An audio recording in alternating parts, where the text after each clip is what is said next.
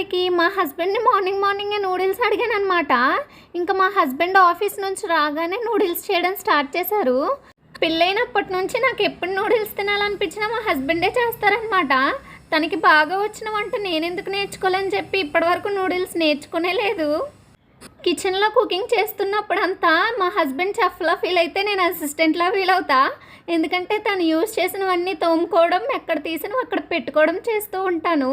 Cooking చేస్తున్న ఆ 30 minutes మా ఇద్దరం చాలా కబుర్లే చెప్పుకుంటాం. అందులో సోది కబుర్లు అయితే చాలానే ఉంటాయి. నేనే ఎక్కువ చెప్తూ ఉంటానన్నమాట, ఎక్కడ లేనివన్నీ తీసుకొచ్చి. సో మా హస్బెండ్ వింటూ కుక్ చేసేస్తారు. టైంపాస్ కూడా అయిపోతుంది. ఇలా అడగగానే అలా బయటికి తీసుకుని వెళ్ళి వేలల్లో ఖర్చు చేసేవాళ్ళు చాలామందే ఉంటారు. కానీ ఇలా అడగగానే మనతో 10 నిమిషాలు టైం స్పెండ్ చేసి మన కోసం కుక్ చేసేవాళ్ళు చాలా తక్కువ మంది ఉంటారు. నూడిల్స్ అయితే చాలా టేస్ట్గా వచ్చాయి. ఎప్పుడు కుక్ చేసినా చాలా టేస్ట్గా వస్తాయి. అండ్ ఎంతమందికి నూడిల్స్ అంటే ఇష్టమో కామెంట్లో కామెంట్ చేయండి. అండ్ నా వీడియోకి అయితే ఒక లైక్ చేసి సబ్స్క్రైబ్ చేసే వెళ్ళండి, మర్చిపోకండి.